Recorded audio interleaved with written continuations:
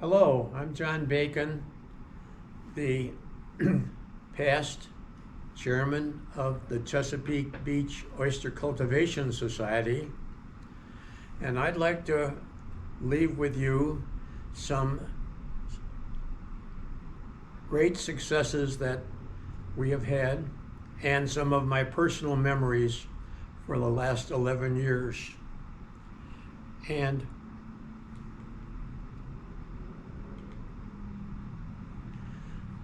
I'm going to start with the beginning. The beginning of CBOCS was a cold January day in 2011. And the then Mayor Bruce Wall sent out invitations to everybody to come and learn about oysters and restoration of the water levels and quality of the bay.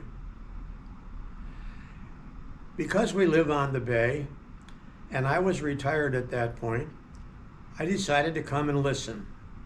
And there were a number of people in this room who were listening to Bruce Wall and Keith Pardick and representatives from the DNR and the Southern Maryland Oyster Cultivation Society. And they were excited about restoring oysters to the Old Rock Reef, which is about a mile offshore in the bay. So all of a sudden, the driving force for this whole future of the CBOCS was Bruce Wall. And he was really wanting to do things to enhance the trail and enhance the town and enhance the restoration of the bay. And he gathered up all kinds of information from previous operations that are around the bay.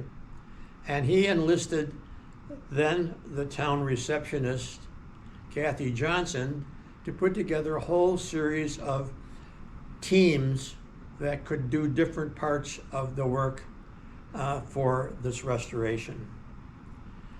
Well, coming from central part of this country, I didn't know a lot about oysters, so I listened carefully, and everything went along, and it seemed like it was pretty interesting. But I didn't have any reason to sign up for anything. So I was walking out through the door, and Kathy Johnson, who I knew from when we bought our house here, stopped me and said, "John, you got to sign this piece of paper."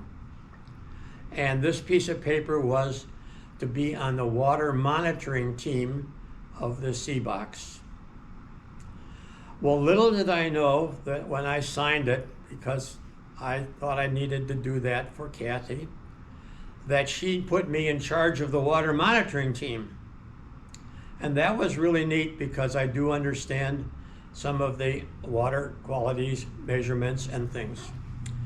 So about a year and a half later, Keith Pardick decided that he didn't want to be in charge of CBOCS anymore.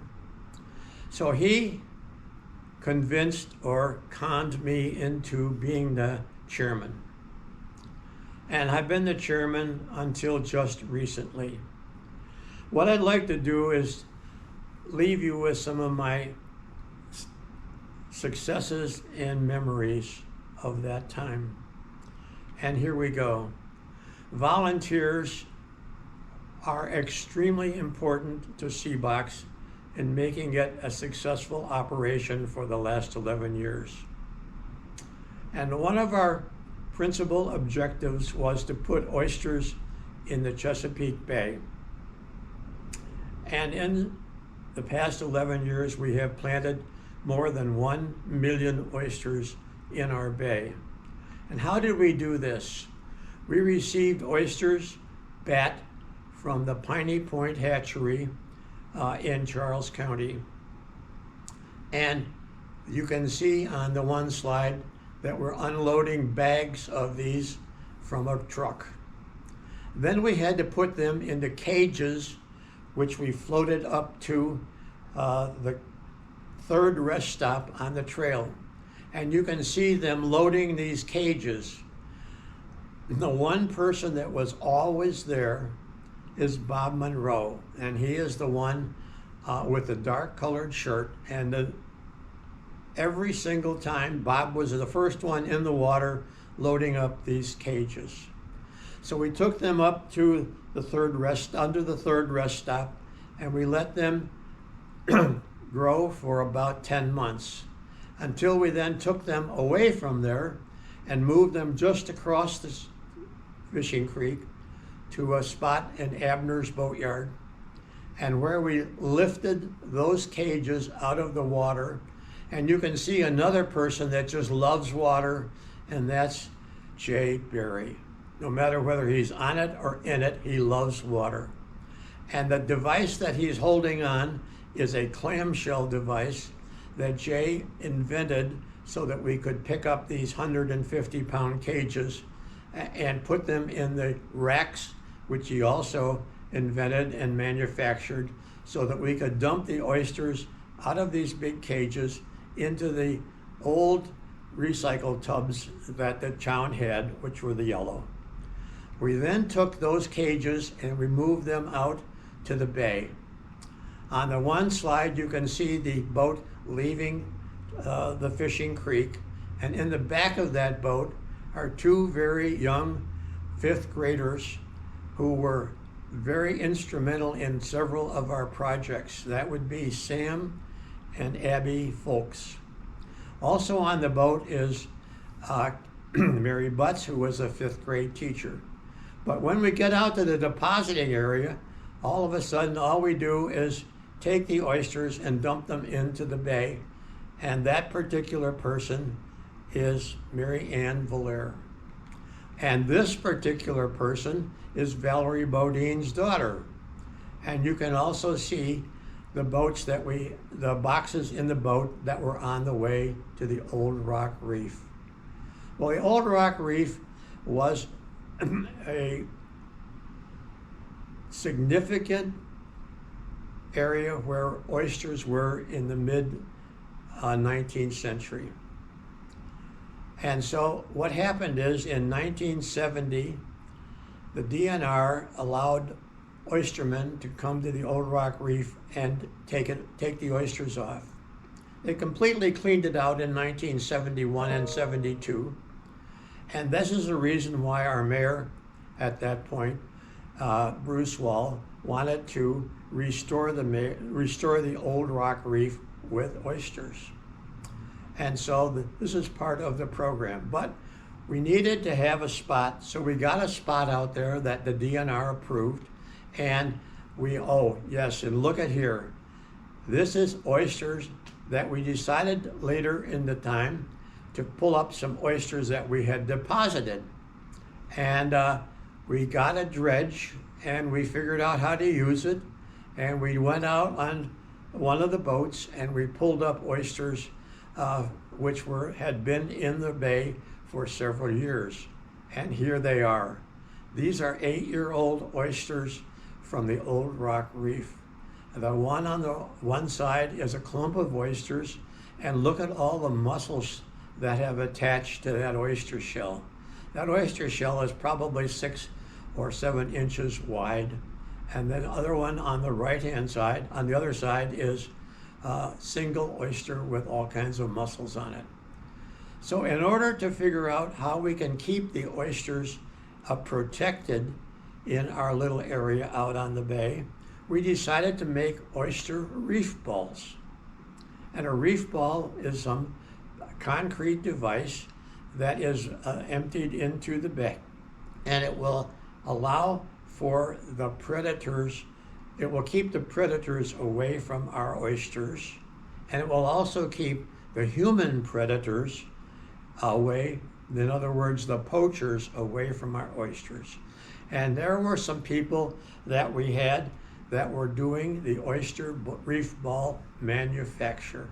It was being done up at the water tower area in Chesapeake Village. And we did it for 12 weeks, 2 times a week, one summer. and it was a great time. Everybody was invited, and everybody participated. So we then took the oyster reef balls, which you see here, and we put them on the boat, and we then obviously dumped them off the boat into the bay. And we now have put together a very sizable reef out there so that we are protected from both natural predators and human predators. An interesting story, and I told you I was going to talk a couple of stories. This is a story that in 2013, we had a buoy that was installed by the DNR on the reef. And that day, I went out with the DNR guy, and we installed this buoy. However, a storm came by in 2014 and broke the buoy away from its concrete pad. Oh, wow, what happened? So I sent out a notice to everybody to look for our buoy.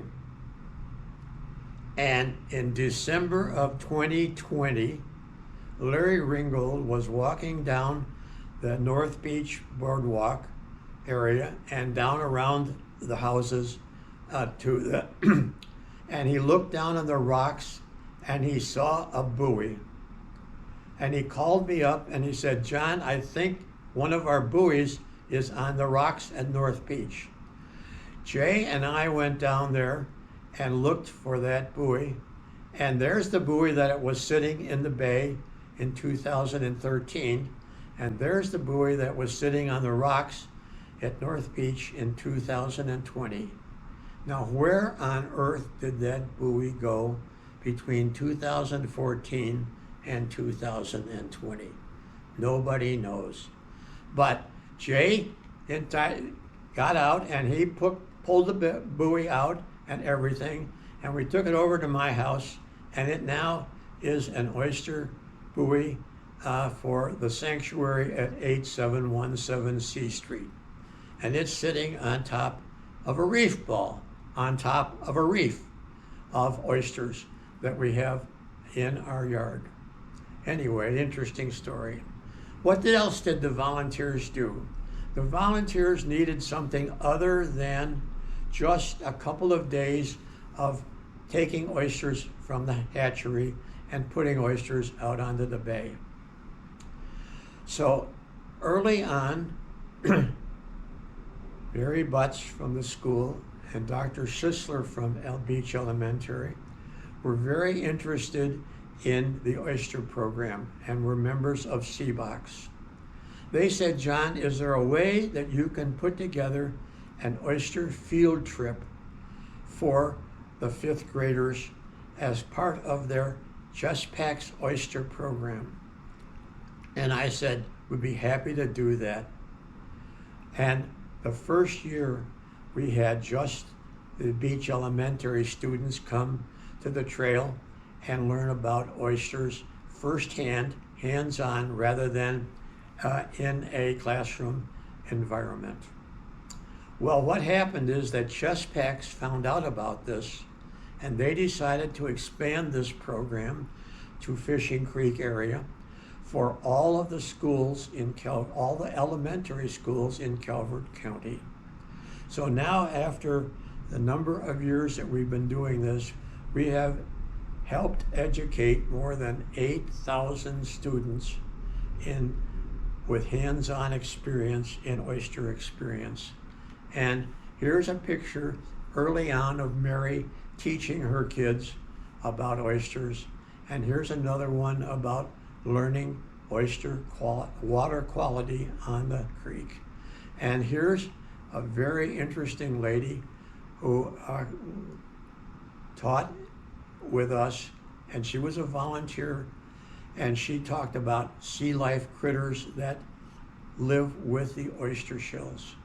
And of course, there's Megan Blake and Sue Alexander now working the golf cart to make sure that everything was safe and that people were able to get around on the trail. And so our student education program was extremely successful. lasting from September until mid-November for the past several years. What else did the volunteers do? Again, we had 2 days of oyster experience and 2 or 3 months in the fall of education experience, so we decided we were going to enhance the Chesapeake Beach Railway Trail. Well, it was kind of an interesting thing. The first thing we wanted to do was to build an oyster aquarium, and that is a new word in the dictionary that came from Ron Draper. He just said, we're going to call it the Oyster Aquarium. Well, I thought that was a great idea. And so here we see Larry Ringgold and Dennis Brown manufacturing it or constructing it. And here we see the team that moved this huge oyster aquarium to the first rest stop on the trail. The oyster aquarium actually started out on the back of a napkin at Trader's between Larry and Jay and I, and it was a simple signboard. Well, Larry took it on as a project, and this is what we ended up with. And it has been very successful in showing not only the students in the fall, but all the people who walk up and down the trail all about our oysters. Well, we decided, what else can we do on the trail? So we built an osprey platform, and we actually built 2 osprey platforms, and we installed them, and it was out there, and we were sloshing around in the marsh, ankle deep, more than ankle deep in water and muck and everything, but we were able to get these platforms up. And the one platform that's about 3/4 of the way down the trail, on the right-hand side in the marsh, we had it up, we were working on it, and all of a sudden we left the area, and within a half an hour there was an osprey on the platform. We were really excited. So we then put a camera up on the platform, and we watched for a full whole year the osprey family growing their chicks. And there's the first baby osprey that we found. And what happened is that some people were walking down the trail, and they looked over and they saw this bird sitting in the marsh. And they said, it's an osprey. And they started panicking, and they called me and they said, we have an osprey that needs in deep trouble.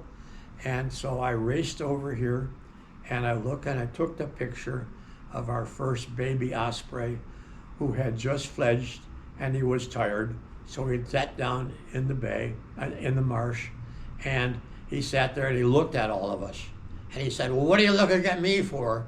And a few minutes later, he flew back to his nest. And it was a very interesting. We also decided that we were going to do some work on the trail for some signs of all the flora that was on the trail and all the very interesting plantings that had been put together when the trail was built. And so we got together with a group of master gardeners from around the county, and we had a visit by them, and we went down the trail and we identified all the flora that was there. Obviously, I'm not a master gardener, but I got into the picture somehow.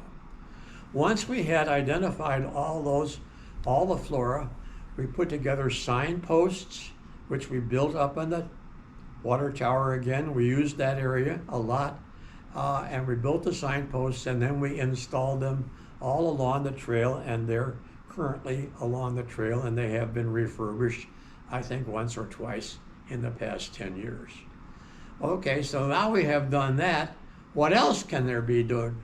Well, there had not been any cleanup in the marsh or the creek ever. So we decided, let's go clean it up. And the first year we had maybe 40 or 50 people come to clean it up.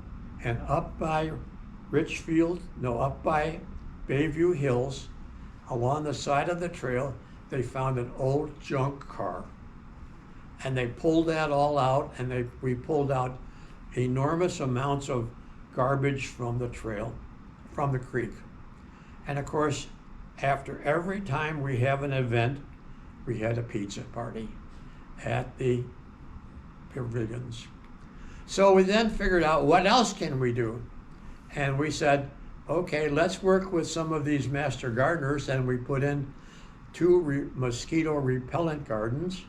We called them mosquito gardens to start with, but that was not the right thing, because they didn't attract mosquitoes, they repelled mosquitoes.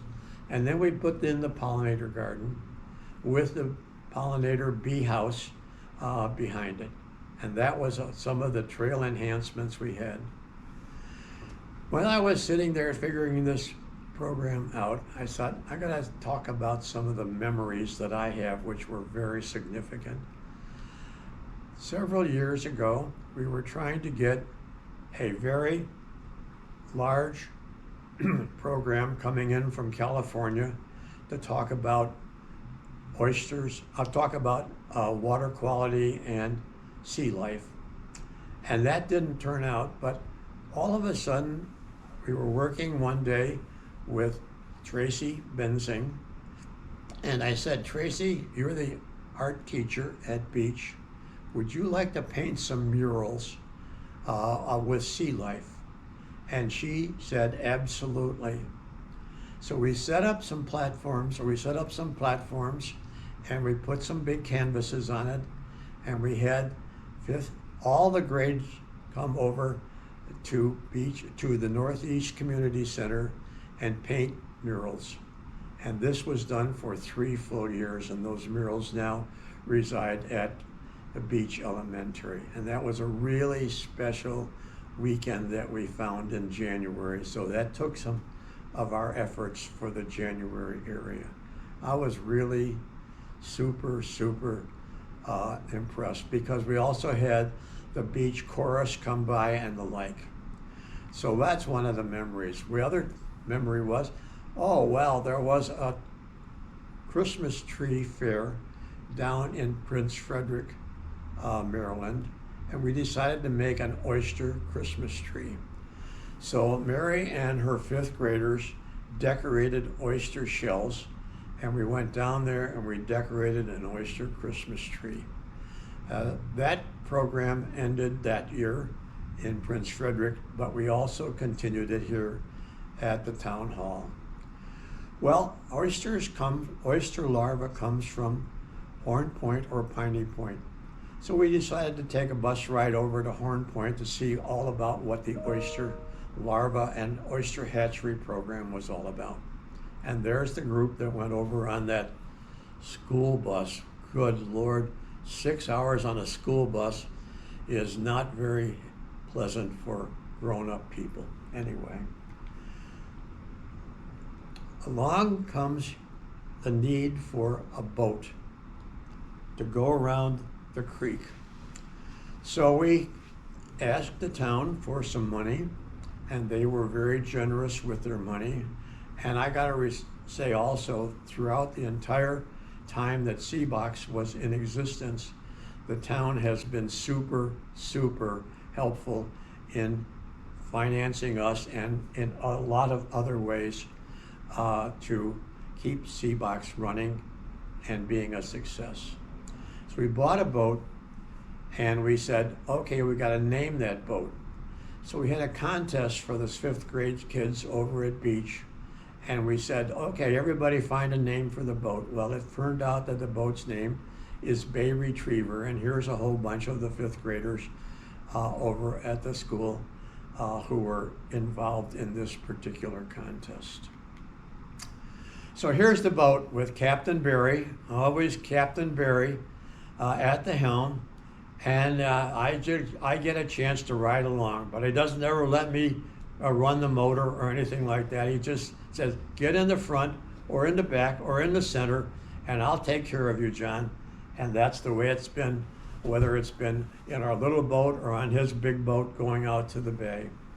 Anyway, another very interesting memory is oyster larvae that we had one day.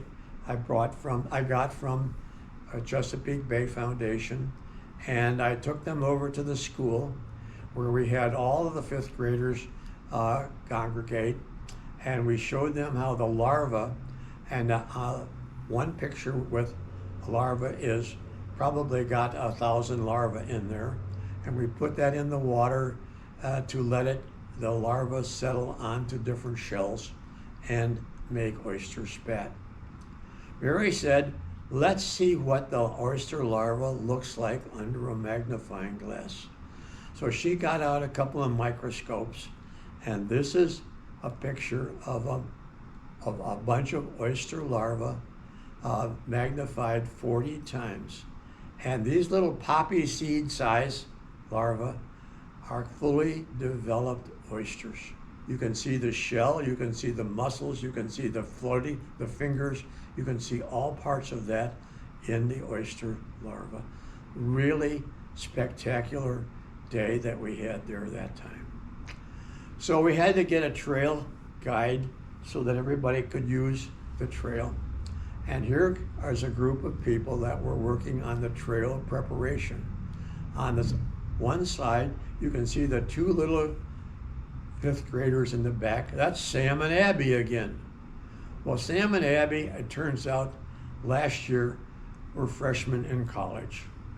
And so we have seen that progression from fifth graders to college students that have been through our program. And you can also see Dr. Schisler in there, and other people that were involved in the thing were Joni Kilman from the library, Terry Glazer, Mary Butts, and so on. And that was a preparation, and you can see how we fed them also. We had lots of meetings, and we came up with the Treasures of a Tidal Marsh program. So all of these memories come by. Special thanks to all the CBOCS volunteers. My personal special thanks. Without you guys, this program would have never, ever, ever happened. And here's a collage of some of the people that were involved. And you can see, we were making oyster balls, we were out talking with people, we were in the various areas. You can see the mayor, the current mayor, Pat Mahoney, and Tracy Benzing at the mural painting. And so this was a part of what the town did. They participated in a lot of our events, and we really, really appreciated that. Well, I have one final thing, and that is, the future.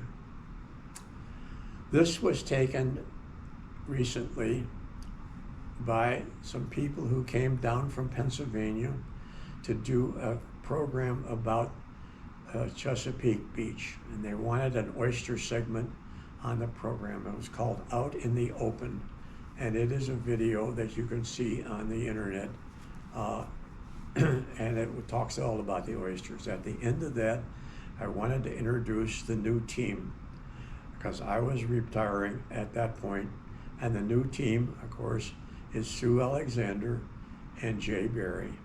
Sue has graciously volunteered to be the chairman of CBOCS, and Jay, of course, will be super support with all of the oyster program and the like. But Sue, prior to just becoming the chairman, was really involved with our education program. She really liked that after Ron had passed away. And so what I say for the people in the future, don't give up. Remember, a clean Chesapeake Bay comes from a CBOCS oyster. Thank you, volunteers, very much for all your work and participation to keep this program running. Thank you.